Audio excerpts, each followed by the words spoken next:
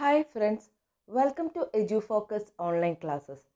ഇന്ന് നമ്മൾ ഡിസ്കസ് ചെയ്യുന്നത് ലെവലിങ്ങിൻ്റെ തന്നെ ഒരു പാർട്ടാണ്.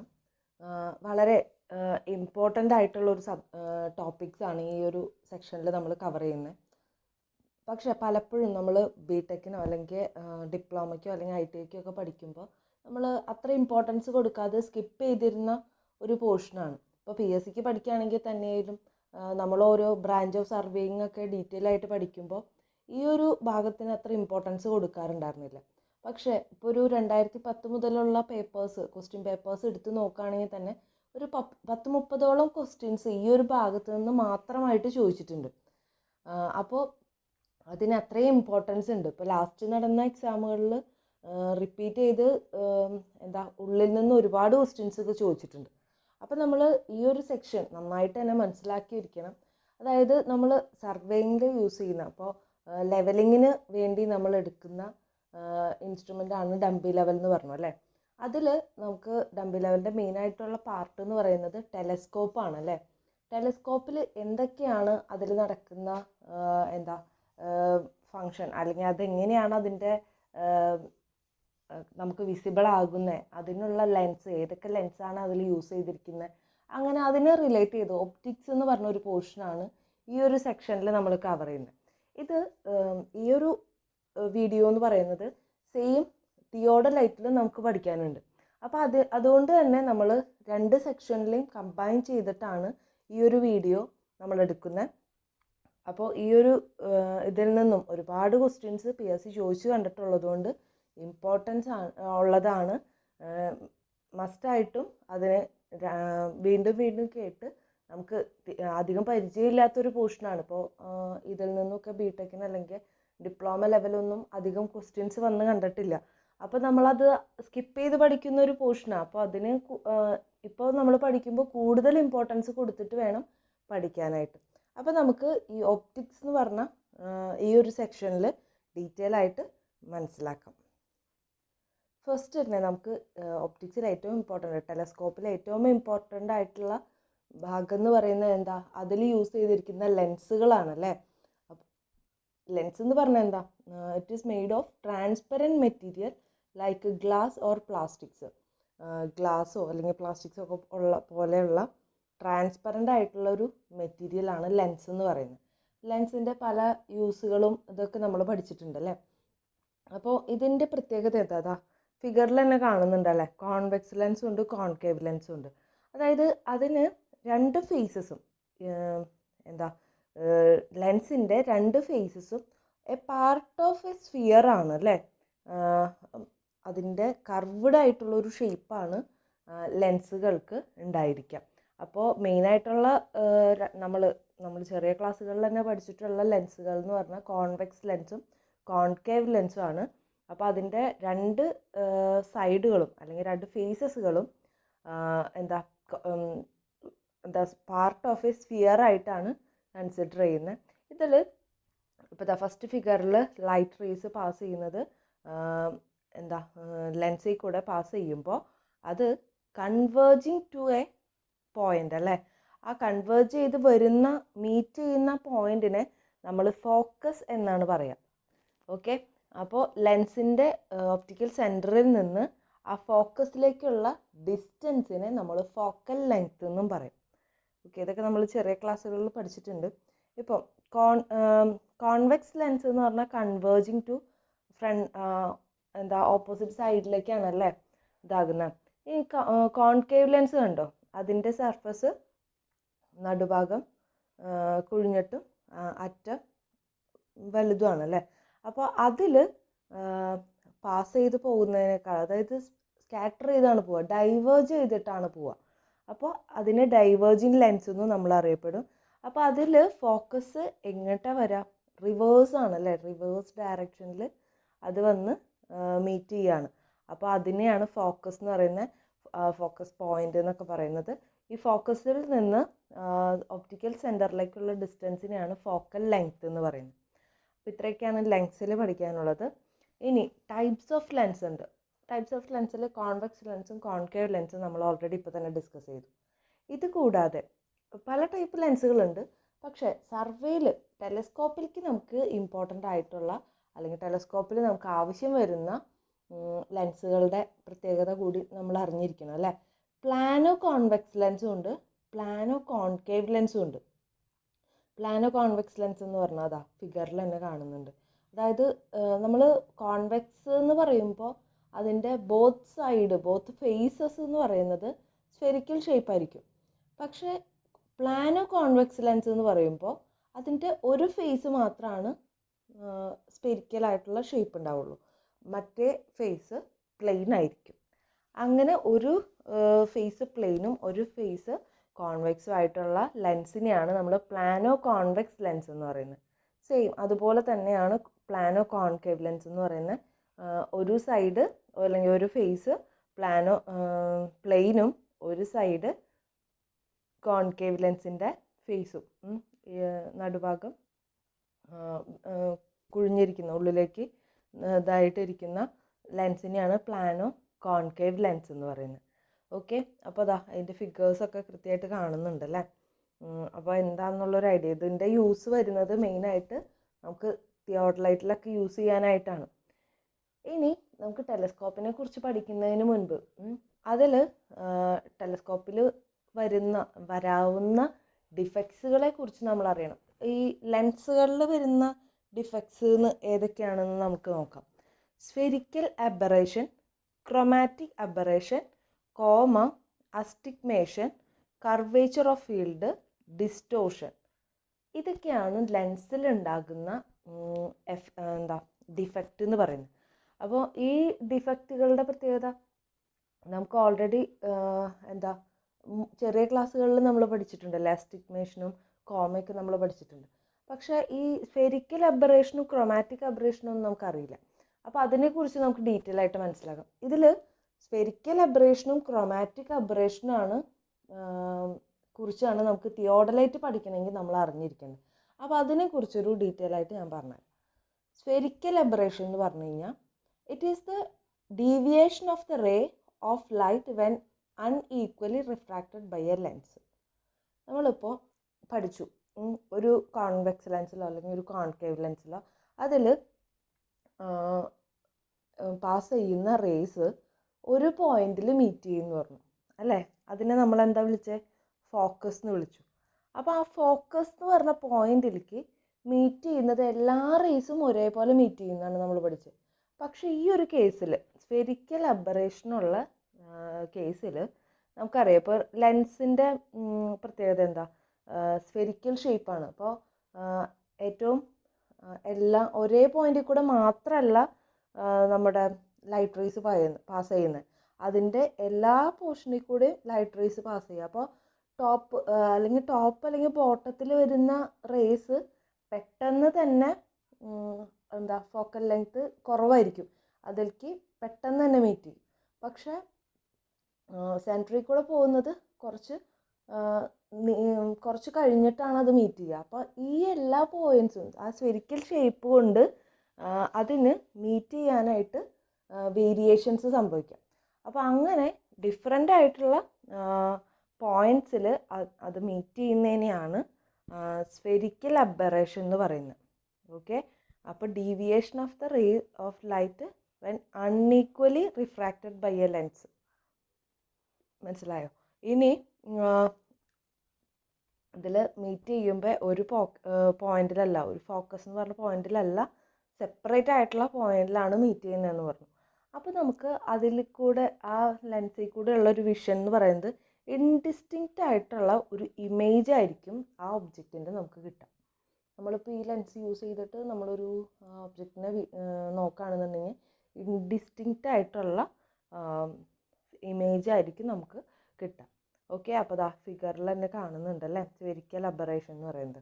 അപ്പോൾ ഇതിൻ്റെ ആബ്സെൻസിനെ നമ്മൾ എക്സ്പ്ലനേഷൻ എന്നൊക്കെ പറയും. നമുക്ക് ഡീറ്റെയിൽ ആയിട്ട് ഇനി വരുന്ന ഇതുകളിൽ പഠിക്കാം. ഇനി നെക്സ്റ്റ് ആണ് ക്രോമാറ്റിക് അബറേഷൻ. ക്രോമാറ്റിക് അബറേഷൻ എന്ന് പറഞ്ഞു കഴിഞ്ഞാൽ ഇതുപോലെ തന്നെ ഡിസ്പേർഷൻ ചെയ്ത് പോകുമ്പോൾ, ഇപ്പോൾ ഒരു വൈറ്റ് ലൈറ്റ് റേസ് ഒരു ലെൻസിൽ കൂടെ പാസ് ചെയ്ത് പോകുമ്പോൾ നമുക്കറിയാമല്ലോ, വൈറ്റ് ഇതെന്ന് പറഞ്ഞു കഴിഞ്ഞിട്ടുണ്ടെങ്കിൽ 7 കമ്പോണൻസ് ആയിട്ടാണ് വൈറ്റ് ലൈറ്റ് ഉണ്ടായിരിക്കുന്നത് അല്ലേ, വിബ്ജിയോറൊക്കെ നമ്മൾ പഠിച്ചിട്ടുണ്ട്.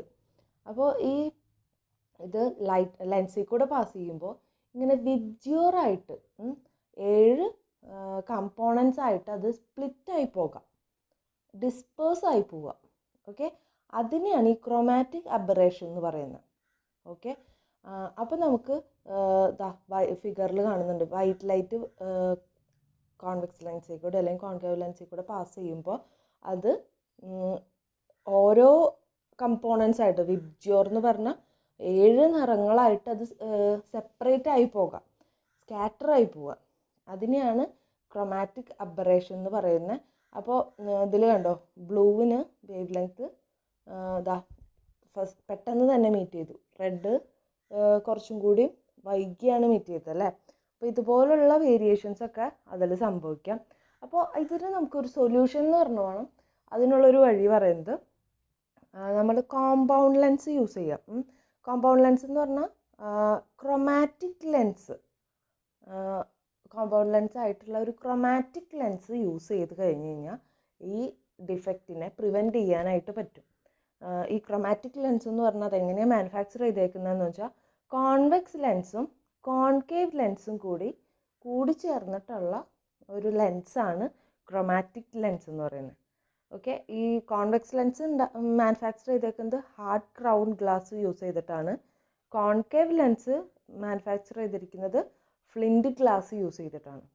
ഓക്കെ, ഇതൊക്കെ PSC ചോദിച്ചിട്ടുണ്ട്.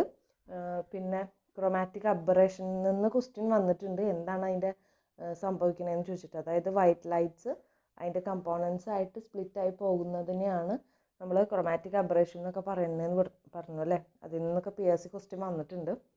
ഓക്കെ, അപ്പോൾ ഇതാണ് ക്രോമാറ്റിക് അബറേഷനിൽ വരുന്നത്. ഓക്കെ, ഇനി നമുക്ക് സർവേയിങ് ടെലസ്കോപ്പിൽ എന്താണ് സംഭവിക്കുന്നത്, അല്ലെങ്കിൽ എന്താണ് അതിൻ്റെ ടൈപ്സ്, ഇതൊക്കെ നമുക്ക് അതിൽ ഏതൊക്കെയാണ് പാർട്ടുകൾ അല്ലേ, ഇതൊക്കെ നമുക്ക് ഡീറ്റെയിൽ ആയിട്ട് മനസ്സിലാക്കണം. അപ്പോൾ നമ്മൾ മെയിനായിട്ടുള്ള ഡിഫക്ട്സുകൾ പഠിച്ചു. അതിനൊന്നും ഇല്ലാതെ വേണം സർവേസ് ടെലസ്കോപ്പിലെ ലെൻസുകൾ സെറ്റ് ചെയ്യാൻ അല്ലേ. അപ്പോൾ നമുക്ക് ടെലസ്കോപ്പിനെ കുറിച്ച് പഠിക്കാം. ഇതാ ഫിഗറിൽ തന്നെ നമുക്കറിയാം, നമ്മൾ ഓൾറെഡി ഡിഫറെൻ്റ് ആയിട്ടുള്ള ലെവൽസിനെ കുറിച്ചൊക്കെ പഠിച്ചു. ഇതിപ്പോൾ ടെലസ്കോപ്പിലെ അതായത് തിയോഡലൈറ്റിൽ യൂസ് ചെയ്യുന്ന ടെലസ്കോപ്പ് ആയാലും സെയിം ഫങ്ഷൻ തന്നെയാണ് വരുന്നത്. അപ്പോൾ ഇത് കോമൺ ആയിട്ടുള്ളൊരു ടോപ്പിക്കാണ് രണ്ട് സബ്ജക്റ്റിനും. അപ്പോൾ ഏതൊക്കെ ടൈപ്പ് ടെലസ്കോപ്പുകൾ ഉണ്ട് എന്ന് നമുക്ക് നോക്കാം. അതായത് എക്സ്റ്റേണൽ ഫോക്കസിങ് ടെലസ്കോപ്പ് ഉണ്ട്, ഇൻറ്റേർണൽ ഫോക്കസിങ് ടെലസ്കോപ്പ് ഉണ്ട്. മെയിനായിട്ട് ടെലസ്കോപ്പുകൾ 2 ടൈപ്പ് ഉണ്ട്, എക്സ്റ്റേണൽ ഫോക്കസിങ്, ഇൻറ്റേർണൽ ഫോക്കസിങ്. ആ പേരിൽ തന്നെ നമുക്ക് ഈസി ആയിട്ട് മനസ്സിലാക്കാൻ പറ്റും അല്ലേ. അതായത് ഫോക്കസ് ചെയ്യുന്നത് ഇൻറ്റേർണലി ആണെങ്കിൽ internal focusing telescope, externally focus ചെയ്യാൻ പറ്റുകയാണെന്നുണ്ടെങ്കിൽ അതിന് എക്സ്റ്റേണൽ ഫോക്കസിങ് ടെലസ്കോപ്പ് എന്ന് പറയും. അപ്പോൾ നമുക്ക് ഈ എക്സ്റ്റേണൽ ഫോക്കസിങ്ങിൻ്റെയും ഇൻറ്റേർണൽ ഫോക്കസിങ്ങിൻ്റെയും പ്രത്യേകതകൾ കമ്പയർ ചെയ്ത് പഠിക്കാം. അതായത് ഫസ്റ്റ് പറയുന്നത് എക്സ്റ്റേണൽ ഫോക്കസിങ് ടെലസ്കോപ്പ് എന്ന് പറയുമ്പോൾ, ഇപ്പോൾ നമ്മളൊരു ഇൻറ്റേർണൽ ഫോക്കസിങ് ടെലസ്കോപ്പിനേക്കാളും ലെങ്ത്ത് അതിന് കൂടുതലായിരിക്കും. എന്തുകൊണ്ടാണെന്ന് വെച്ചാൽ ഈ ഫോക്കസിങ് അറേഞ്ച്മെൻ്റ് ഒക്കെ നമ്മൾ പ്രൊവൈഡ് ചെയ്തിരിക്കുന്നത് സാധാരണ ഒരു ടെലസ്കോപ്പിൻ്റെ ഔട്ട്സൈഡിലാണ്. അപ്പോൾ ഈ ഔട്ട്സൈഡിലാവും, എക്സ്റ്റേണലി ഫോക്കസിങ് ആണ്, അതായത് എക്സ്റ്റേണലായിട്ടാണ് അത് അറ്റാച്ച് ചെയ്തിരിക്കുന്നത്. അപ്പോൾ അതിനുണ്ടാകുന്ന മാഗ്നിഫിക്കേഷൻ പവർ ഉണ്ടല്ലോ. അപ്പോൾ സെയിം ഇൻറ്റേർണലിൻ്റെ ലെങ്ത് ഉള്ള ഒരു എക്സ്റ്റേണൽ ഫോക്കസിങ് ടെലസ്കോപ്പ് എടുത്തു നോക്കി, അപ്പോൾ അതിനേക്കാളും മാഗ്നിഫൈയിങ് പവർ എക്സ്റ്റേണലിന് കുറവായിരിക്കും. അപ്പോൾ ഈക്വലായിട്ട് ഇപ്പോൾ ഇൻറ്റേർണൽ ഫോക്കസിങ്ങിന് വരുന്ന സെയിം മാഗ്നിഫിക്കേഷൻ പവർ ഉള്ള ഒരു എക്സ്റ്റേണൽ ഫോക്കസിങ് ടെലസ്കോപ്പ് എടുക്കുക എന്ന് പറഞ്ഞു കഴിഞ്ഞാൽ കമ്പാരിറ്റീവ്ലി അതിന് ലെങ്ത്ത് കൂടുതലായിരിക്കും. ഓക്കെ, പിന്നെ നമുക്കിപ്പോൾ അറിയാമല്ലോ ഇതിൽ ഫോക്കസിങ്ങിൻ്റെ സ്ക്രൂവും അല്ലെങ്കിൽ ഇതൊക്കെ നമ്മൾ ഔട്ട്സൈഡിലായിരിക്കും പ്രൊവൈഡ് ചെയ്തിട്ടുണ്ടാവുക, ഈ എക്സ്റ്റേണലായിട്ടാണ് നമ്മൾ കൊടുക്കുന്നതെന്ന് പറഞ്ഞു. അപ്പോൾ ആ സ്പേസിൽ കൂടെയൊക്കെ, സ്ക്രൂ സ്പേസിൽ കൂടെയൊക്കെ ഒബ്ജക്റ്റീവിലേക്ക് ഡസ്റ്റും അല്ലെങ്കിൽ ഫംഗസൊക്കെ എൻ്റർ ചെയ്യാനുള്ള ചാൻസ് കൂടുതലാണ് ഈ എക്സ്റ്റേണൽ ഫോക്കസിങ് ടെലസ്കോപ്പിന്. ഓക്കെ, പിന്നെ അതുപോലെ തന്നെ ഇപ്പോൾ നമ്മൾ ടാക്യോമെട്രിക് സർവേ ഒക്കെ കണ്ടക്ട് ചെയ്യുമ്പോൾ അതിന് നമ്മൾ അഡിറ്റീവ് കോൺസ്റ്റൻറ്റ് മൾട്ടിപ്ലൈയിങ് കോൺസ്റ്റൻ്റ് ഒക്കെ എടുക്കുന്നുണ്ട് അല്ലേ. അല്ല, അഡിറ്റീവ് കോൺസ്റ്റൻറ്റ് നമ്മൾ 0 ആയിട്ടും മൾട്ടിപ്ലൈയിങ് കോൺസ്റ്റൻറ്റ് 100 ആയിട്ടൊക്കെ നമ്മൾ കൺസിഡർ ചെയ്യുന്നു. നമുക്കിത് ഒബ്റ്റെയിൻ ചെയ്യണമെങ്കിൽ എക്സ്റ്റേണൽ ഫോക്കസിങ്ങിൽ നമ്മൾ അതിന് വേണ്ടി അനലറ്റിക് ലെൻസ് യൂസ് ചെയ്യേണ്ടി വരും. ഓക്കെ, അതിന് വേണ്ടി അനലറ്റിക് ലെൻസാണ് യൂസ് ചെയ്യേണ്ടി വരാം. ഓക്കെ, അപ്പോൾ ഇതൊക്കെയാണ് എക്സ്റ്റേണൽ ഫോക്കസിങ് ടെലസ്കോപ്പിൽ വരുന്ന പോയിൻറ്റ്സ്. ഇനി ഇൻറ്റേർണൽ ഫോക്കസിങ് ഉണ്ട്. അപ്പോൾ നമ്മൾ ഓൾറെഡി ഇപ്പോൾ പഠിച്ചു, എക്സ്റ്റേണൽ ഫോക്കസിങ്ങിനേക്കാളും കമ്പയർ ചെയ്യുമ്പോൾ ലെങ്ത് എന്തായിരിക്കും, കുറവായിരിക്കും ഇൻറ്റേർണൽ ഫോക്കസിങ്ങിന് അല്ലേ, നമ്മൾ ഡിസ്കസ് ചെയ്തു. ഇനിതാ നമ്മൾ അനലറ്റിക് ലെൻസ് യൂസ് ചെയ്തിട്ടാണ് എക്സ്റ്റേണൽ ഫോക്കസിങ്ങിൽ ഈ മൾട്ടിപ്ലൈയിങ് കോൺസ്റ്റൻറ്റും അഡിറ്റീവ് കോൺസ്റ്റൻ്റ് ഒക്കെ വരുത്തുന്നതെന്ന് പറഞ്ഞു. പക്ഷേ ഈ ഇൻറ്റേർണൽ ടെലസ്കോപ്പിൽ അതിൻ്റെ ആവശ്യമില്ല. നമുക്കത് ഓൾമോസ്റ്റ് ഈക്വൽ ടു 0 and 100 ആയിട്ട് ഇൻറ്റേർണൽ ഫോക്കസിങ് ടെലസ്കോപ്പിൽ വന്നോളും. പിന്നെ ഇതിന് യൂസ് ചെയ്യുന്ന ഡബിൾ കോൺകേവ് ലെൻസ് ആണ് ഇൻസൈഡിൽ നമ്മൾ ഇൻറ്റേർണൽ ഫോക്കസിങ് ടെലസ്കോപ്പിൽ യൂസ് ചെയ്യുന്നത്. Okay, double concave lens fixed inside. Okay, അപ്പോൾ ഇത്രയും കാര്യങ്ങളാണ് എക്സ്റ്റേണൽ ഫോക്കസിങ് ടെലസ്കോപ്പിലും ഇൻറ്റേർണൽ ഫോക്കസിങ് ടെലസ്കോപ്പിലും വരുന്നത്. ഇനി ഫോക്കസിങ് എന്ന് പറഞ്ഞു കഴിഞ്ഞാൽ എന്താണെന്നുള്ളൊരു ഡെഫിനിഷൻ നമ്മൾ അറിഞ്ഞിരിക്കണം അല്ലേ. PSC ക്വസ്റ്റ്യൻ വരാറുണ്ട്. അപ്പോൾ എങ്ങനെയാണ് ഫോക്കസിങ് നമ്മൾ ചെയ്യുന്നതെന്ന് വെച്ചാൽ, the operation of forming or bringing the clear image of the object in the plane of cross hairs is known as focusing അല്ലേ. നമ്മളിപ്പോൾ ഒരു ഒബ്ജക്റ്റിന് നമുക്കിപ്പോൾ ഓരോരുത്തരുടെയും ഐസൈറ്റ് വ്യത്യാസമായിരിക്കും.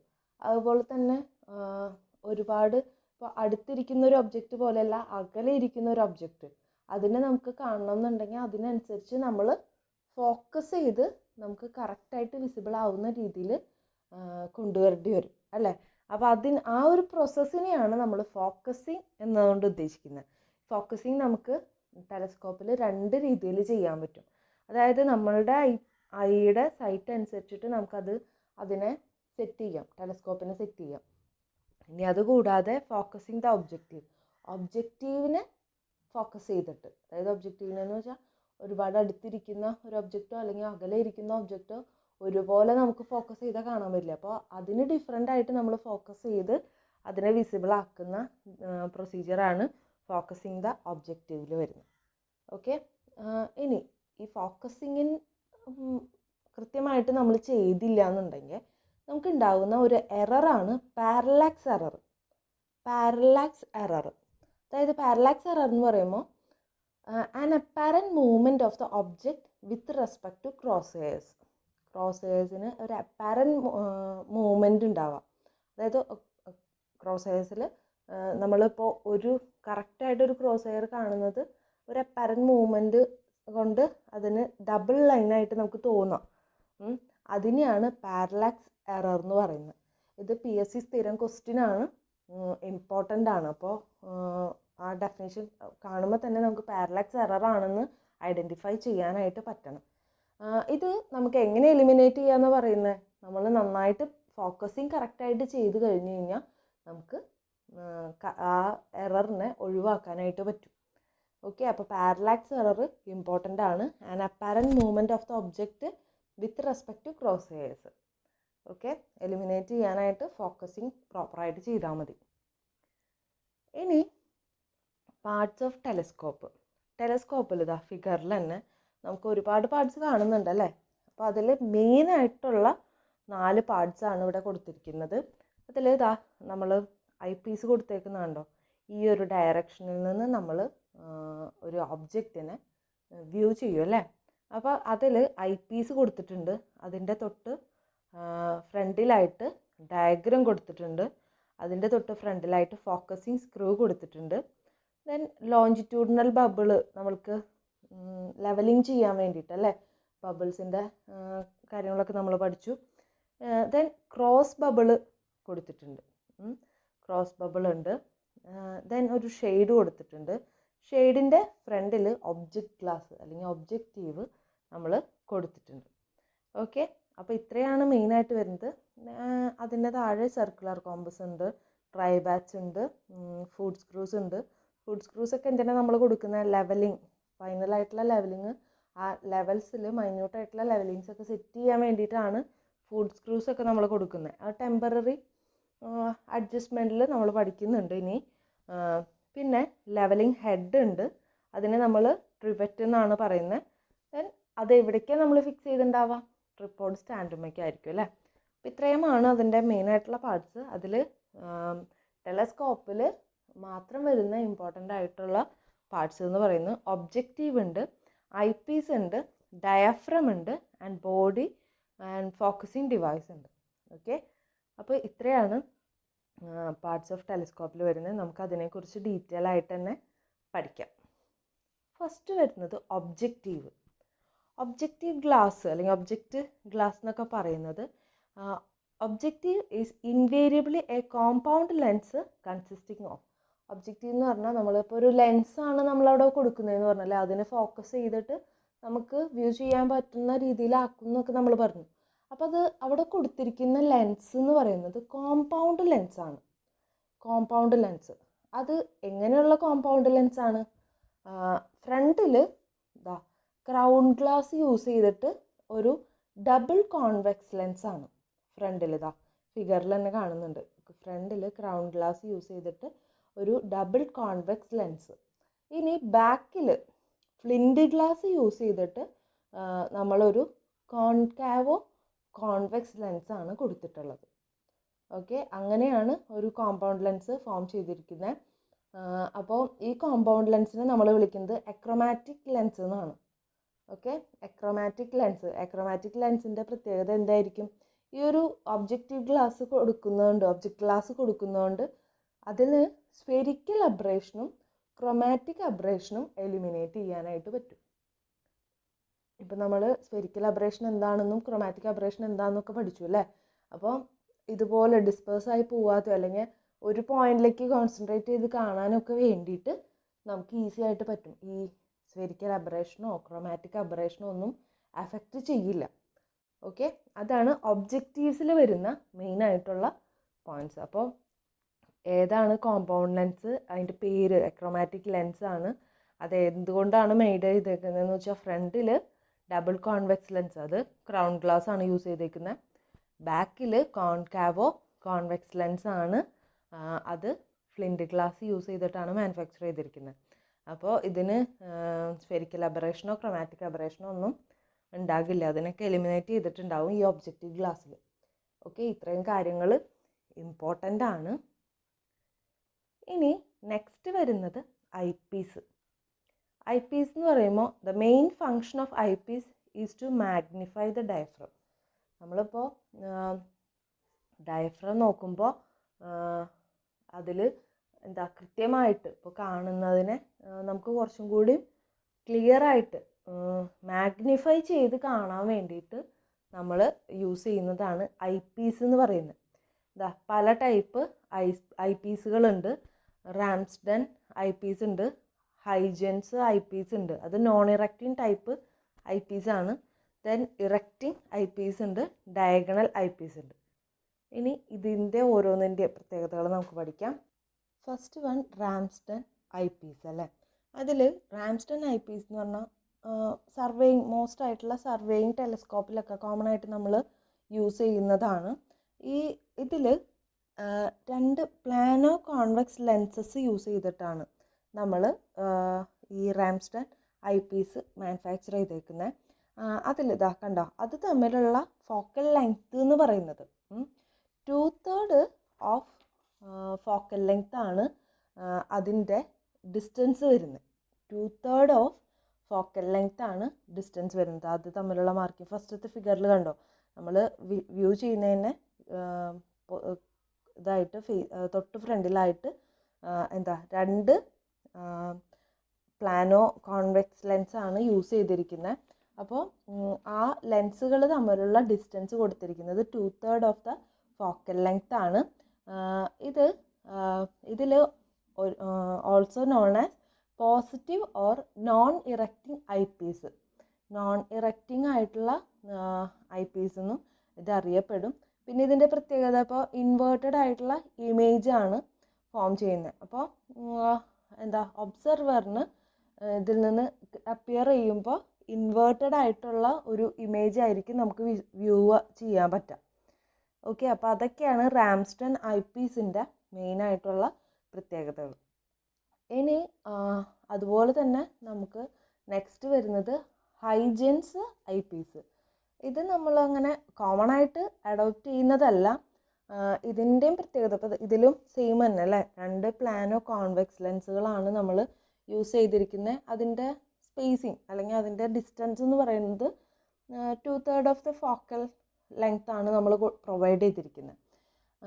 ഇത് ഈ ഇതിനേക്കാളും സ്മോളറായിട്ടുള്ള ഈ ഫോക്കൽ ലെങ്ത്തിനേക്കാളും സ്മോളറായിട്ട് നമുക്ക് കൊടുത്തു കഴിഞ്ഞ് കഴിഞ്ഞാൽ അതിൽ കറക്റ്റായിട്ട് അല്ലെങ്കിൽ സ്മോളറായിട്ടാണ് നമ്മൾ കൊടുക്കുന്നതെന്ന് വെച്ചാൽ അതിൻ്റെ ട്വൈസോ അല്ലെങ്കിൽ ലാർജറായിട്ടുള്ള ഇമേജ് ആയിട്ടായിരിക്കും നമുക്ക് വ്യൂ ചെയ്യാൻ പറ്റുക. പിന്നെ ഇതിൽ ക്രൊമാറ്റിക് അബ്രേഷൻ എന്ന് പറയുന്നത് സ്ലൈറ്റ്ലി ലെസ് ആയിരിക്കും. ക്രൊമാറ്റിക് അബ്രേഷൻ എന്ന് പറയുന്നത് സ്ലൈറ്റ്ലി ലെസ് ആയിരിക്കും. പക്ഷേ spherical aberration is more than Ramsden eye പീസിന് ആയിരിക്കും. അതായത് നമ്മളിപ്പോൾ ഇതിലുണ്ടാകുന്ന ക്രൊമാറ്റിക് അബ്രേഷൻ കുറവായാലും സ്ഫെറിക്കൽ അബ്രേഷൻ കമ്പാരിറ്റീവ്ലി റാംസ്റ്റണിനേക്കാളും കൂടുതലായിരിക്കും എന്നാണ് പറയുന്നത്. ഇതും ഒരു നോൺ ഇറക്റ്റിംഗ് ടൈപ്പ് ഐ പീസാണ്. ഓക്കെ, ഇനി നെക്സ്റ്റ് വരുന്നത് erecting eyepiece. Erecting eyepiece എന്ന് പറയുമ്പോൾ ഫിഗറിൽ തന്നെ കാണാം അല്ലേ, അതിൽ 4 പ്ലാനോ കോൺവെക്സ് ലെൻസുകളാണ് യൂസ് ചെയ്യുന്നത്. ഈ 4 പ്ലാനോ കോൺവെക്സ് ലെൻസുകൾ യൂസ് ചെയ്യുമ്പോൾ ഓട്ടോമാറ്റിക്കായിട്ട് അതിൻ്റെ ബ്രില്യൻസി എന്ന് പറയുന്നത് കമ്പാരിറ്റീവ്ലി കുറവായിരിക്കും അല്ലേ. അപ്പോൾ ഇതിൽ നമ്മൾ വ്യൂ ചെയ്യുന്ന ഒരു ഒബ്ജക്റ്റ് എന്ന് പറഞ്ഞാൽ അതിന് ബ്രില്യൻസി ഡെഫിനേഷനൊക്കെ കുറഞ്ഞു വരും. പക്ഷേ അതിൽ നമുക്കിപ്പോൾ നല്ല ക്ലിയർ ആയിട്ട് മാഗ്നിഫൈ ചെയ്ത് കാണാനായിട്ട് നമുക്ക് പറ്റും. അപ്പോൾ ഈ മാഗ്നിഫൈ ചെയ്ത് കാണുന്നുണ്ടെങ്കിലും ഈ ഒബ്ജക്റ്റീവ് ഏതാ യൂസ് ചെയ്യുന്നതിനനുസരിച്ചിട്ട് അതിന് ഇൻവേർട്ടഡ് ആയിട്ടുള്ള ഇമേജ് കിട്ടാനുള്ള ചാൻസ് ഉണ്ട്. ഓക്കെ, അല്ലെങ്കിൽ അത് കറക്റ്റായിട്ടുള്ള ഇമേജ് നമുക്ക് റിയൽ ആയിട്ടുള്ള ഇമേജ് നമുക്ക് കിട്ടും. ഓക്കെ, ഇനി നെക്സ്റ്റ് വരുന്നത് diagonal eyepiece. Diagonal eyepiece എന്ന് പറഞ്ഞു കഴിഞ്ഞിട്ടുണ്ടെങ്കിൽ ചിലപ്പോൾ ഇൻക്ലൈൻഡ് ആയിട്ടുള്ളൊരു ലൈൻ ഓഫ് സൈറ്റ് അല്ലെങ്കിൽ ലൈൻ ഓഫ് കോളിമേഷൻ എന്ന് പറയുന്നത് ഇൻക്ലൈൻഡ് ആണെന്ന് വെച്ച് കഴിഞ്ഞാൽ നമുക്ക് ഈ ഒരു ഡയറക്റ്റ് ഇപ്പോൾ ഇങ്ങനെ നോക്കുമ്പോൾ ടെലിസ്കോപ്പിലൂടെ നോക്കുമ്പോൾ നമുക്ക് അതിൽ നിന്ന് വിഷൻ പോസിബിൾ ആവണമെന്നില്ല. അപ്പോൾ അങ്ങനെയുള്ള കേസുകളിലാണ് നമ്മൾ ഡയഗണൽ ഐ പീസ് ചൂസ് ചെയ്യുന്നത്. ഓക്കെ, ഡയഗണൽ ഐ പീസ് എന്ന് പറയുന്നത് റാംസ്റ്റൺ ടൈപ്പ് പോലെ തന്നെയാണ്. അതിൽ 2 ലെൻസസ് നമ്മൾ പ്രൊവൈഡ് ചെയ്തേക്കുന്നത് ഡയഗണലി ആണ്. അതായത് 45 ഡിഗ്രി ആംഗിളിൽ ആക്സിസ് ഓഫ് ടെലസ്കോപ്പിന് 45 ഡിഗ്രി മാറിയിട്ടാണ് നമ്മൾ ഈ റാംസ്റ്റൺ തന്നെ സെറ്റ് ചെയ്ത് വെച്ചിരിക്കുന്നത്. അപ്പോൾ മെയിനായിട്ട് ഈ ഡയഗണൽ ഐ പീസിൻ്റെ യൂസൊക്കെ വരുന്നത് ആസ്ട്രോണമിക്കൽ ഒബ്സർവേഷൻസ് ഒക്കെ എടുക്കാൻ വേണ്ടിയിട്ടാണ്. ഓക്കെ, അപ്പോൾ ഇതൊക്കെയാണ് ഐ പീസിനെ കുറിച്ചിട്ട് നമുക്ക് ഡിസ്കസ് ചെയ്യാനുണ്ടായിരുന്നത്. ഇനി നെക്സ്റ്റ് പാർട്ട് പഠിക്കാം. ഓക്കെ, ഡയഫ്രം എന്ന് പറയുമ്പോൾ നമുക്കിപ്പോൾ മെയിനായിട്ട് അതിൽ വരുന്ന ഒരു മെയിൻ പാർട്ട് എന്ന് വെച്ച് കഴിഞ്ഞാൽ cross hairs are designed to give a definite line of sight consist of a vertical and horizontal hairs held in a flat metal ring called reticule. റെക്റ്റിക്യൂളിൽ നമുക്ക് ഈ ക്രോസ് എയേഴ്സിനെ വ്യൂ ചെയ്യാൻ പറ്റുന്ന വെർട്ടിക്കലി അല്ലെങ്കിൽ horizontally ആയിട്ടുള്ള ഹെയർസിനെ ഹെൽഡ് ചെയ്ത് നിർത്തുന്ന flat metal റിങ്ങിനെയാണ് നമ്മൾ റെക്റ്റിക്യൂൾ എന്ന് പറയുന്നത്. അതിന് ഡിഫറെൻ്റ് ആയിട്ടുള്ള ഷേപ്പ് മീൻസ് ഡയഫ്രംസ് ഒക്കെ ഉണ്ടല്ലേ. അതിൽ ഈ ഫിഗറിൽ കൃത്യമായിട്ട് കാണുന്നുണ്ട്. ഇതിൽ ABC എന്ന് പറയുന്ന ക്രോസ് എയേഴ്സ് ഒക്കെ ഉണ്ടല്ലോ, അത് നമ്മൾ മെയിനായിട്ട് കോമൺ ആയിട്ട് നമ്മൾ അഡോപ്റ്റ് ചെയ്യുന്നത് ലെവൽസിൽ ഡംബി ലെവലോ അല്ലെങ്കിൽ അതുപോലുള്ള ലെവലിംഗ് ഇൻസ്ട്രുമെൻറ്റിലാണ് നമ്മൾ ഈ ABC എന്ന് പറയുന്നത് കോമൺ ആയിട്ട് അഡോപ്റ്റ് ചെയ്യുന്നത്. ഇനി സ്റ്റേഡിയ ഹെയർസ് ഉണ്ട്. ഇപ്പോൾ D ഒക്കെ കണ്ടോ, ഡിയിലൊക്കെ നമ്മൾ മെയിനായിട്ട് ഇപ്പോൾ സ്റ്റേഡിയ സർവേയിങ് ഒക്കെ ലെവലിംഗ് ഒക്കെ ചെയ്യാൻ അല്ലെങ്കിൽ ഇപ്പോൾ ടാക്യോമെട്രിക് ഒക്കെ യൂസ് ചെയ്യുമ്പോൾ നമ്മൾ യൂസ് ചെയ്യുന്ന ക്രോസ് എയേഴ്സ് ആണ് D ടൈപ്പൊക്കെ. ദെൻ 2 വെർട്ടിക്കൽ ഹെയർസൊക്കെ കൊടുത്തിട്ടുള്ള കേസുകൾ നമ്മൾ മെയിനായിട്ട് കൊടുത്തിരിക്കുന്നത് ഈ നമ്മൾ ഹോൾഡ് ചെയ്തിരിക്കുന്ന levelling staff horizontally truly vertically ആയിട്ടാണോ കൊടുത്തിരിക്കുന്നതെന്നൊക്കെ അറിയാൻ വേണ്ടിയിട്ട് ചെക്ക് ചെയ്യാനും കൂടിയാണ് നമ്മൾ ആ അഡീഷണൽ ആയിട്ടുള്ള ക്രോസ് ഹെയർസൊക്കെ പ്രൊവൈഡ് ചെയ്തിട്ടുള്ളത്. അപ്പോൾ ഈ സ്റ്റേഡിയ ഹെയർസിന് നമ്മൾ ടാക്യോമെട്രിയിൽ ഇമ്പോർട്ടൻസ് ഉണ്ട്. അതിനെക്കുറിച്ച് നമുക്ക് ടാക്യോമെട്രി പഠിക്കുമ്പോൾ ഡീറ്റെയിൽ ആയിട്ട് പഠിക്കാം. ഇനി വരുന്ന ഒരു ടൈപ്പ് എന്ന് പറഞ്ഞു കഴിഞ്ഞാൽ ബോഡി ആൻഡ് ഫോക്കസിങ് ഡിവൈസ് ആണ്.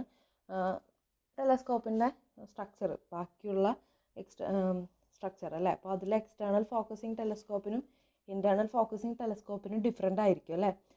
മെയിനായിട്ട് 2 ട്യൂബ്സ് വെച്ചിട്ടാണ് അത് ഇത് ചെയ്തിരുന്നത്. ആക്ച്വലി അത് ഒന്നിൻ്റെ ഉള്ളിൽ മറ്റേത് കയറ്റി വെച്ചിരിക്കുന്ന പോലെയാണ് അതിൻ്റെ പ്ലേസ്മെൻ്റ് ഒക്കെ വന്നിരിക്കുന്നത്.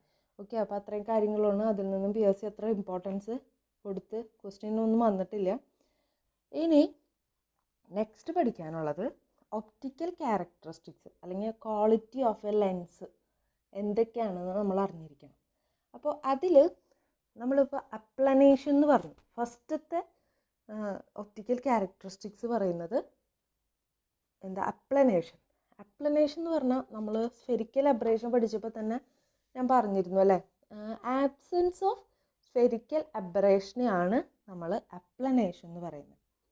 ഓക്കെ, അപ്ലനേഷൻ എന്ന് പറയുമ്പോൾ ആബ്സെൻസ് ഓഫ് സ്ഫെറിക്കൽ അബ്രേഷനാണ്. അതിൽ നമ്മളിപ്പോൾ അതിനെ ഇത് ചെയ്യാനായിട്ട് നമുക്ക് കോമ്പൗണ്ട് ലെൻസ് യൂസ് ചെയ്യാമെന്ന് പറഞ്ഞു അല്ലേ. അപ്പോൾ ഈ compound lens free from spherical അബ്രേഷനാണ്. അപ്പോൾ അതിനെ നമ്മൾ വിളിക്കുന്നത് അപ്ലനാറ്റിക് കോമ്പിനേഷൻ എന്നാണ്.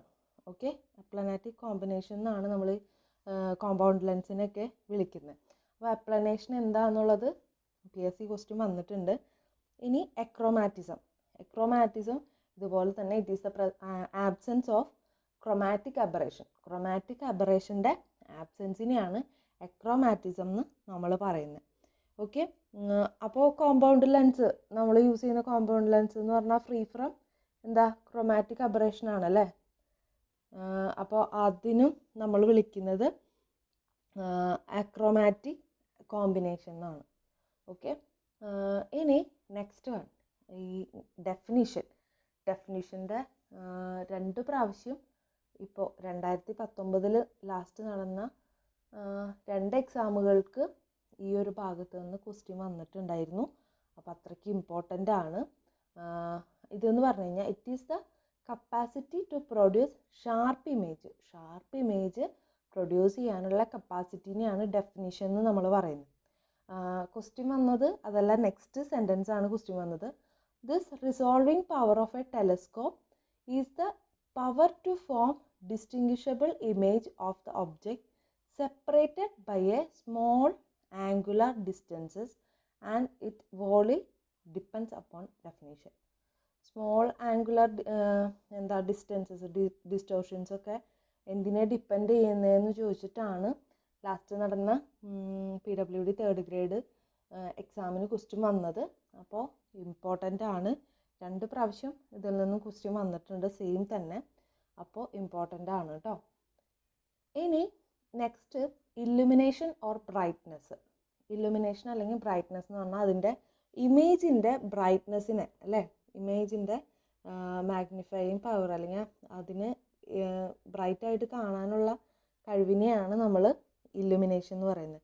ഇത് ഡിപ്പെൻഡ് ചെയ്ത് നിൽക്കുന്നത് magnifying power and number of quality of lenses. ലെൻസിൻ്റെ നമ്പർ ഓഫ് ക്വാളിറ്റി ഓഫ് ലെൻസസിനെയും അതുപോലെ തന്നെ മാഗ്നിഫൈയിങ് പവറിനെയും ഡിപ്പെൻഡ് ചെയ്തിട്ടാണ് ഈ ബ്രൈറ്റ്നെസ് നിൽക്കുന്നത്. ഓക്കെ, ഇനി നെക്സ്റ്റ് വരുന്നത് മാഗ്നിഫിക്കേഷൻ എന്ന് പറയുമ്പോൾ the ratio of focal length of objective to focal length of eyepiece. നമുക്കിപ്പോൾ ഫോക്കൽ ലെങ്ത്തിൻ്റെ അതായത് റേഷ്യോനെയാണ് ഇപ്പോൾ ഫോക്കൽ ലെങ്ത് ഓഫ് ഒബ്ജക്റ്റീവിൻ്റെ focal length to focal length of eyepiece, അതിൻ്റെ റേഷ്യോനെയാണ് നമ്മൾ മാഗ്നിഫിക്കേഷൻ എന്ന് പറയുന്നത്.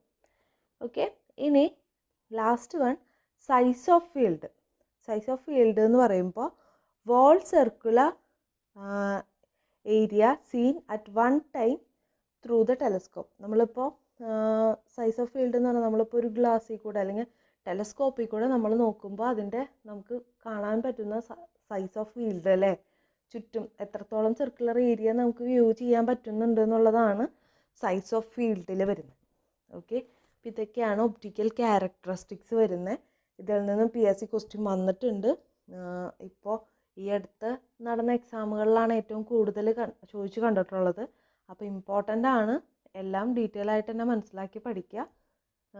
ഇനി നെക്സ്റ്റ് വീഡിയോയിൽ നമുക്ക് കൂടുതൽ ലെവലിങ്ങിൻ്റെ കൂടുതൽ പ്രൊസീജിയേഴ്സും അഡ്ജസ്റ്റ്മെൻറ്റുകളും ടെമ്പററി പെർമനൻറ്റ് അഡ്ജസ്റ്റ്മെൻറ്റുകളും പ്രൊസീജിയേഴ്സും ഒക്കെ പഠിക്കാം. അപ്പോൾ കൂടുതൽ ഡീറ്റെയിലുമായിട്ട് നെക്സ്റ്റ് വീഡിയോയിൽ കാണാം. Thank you.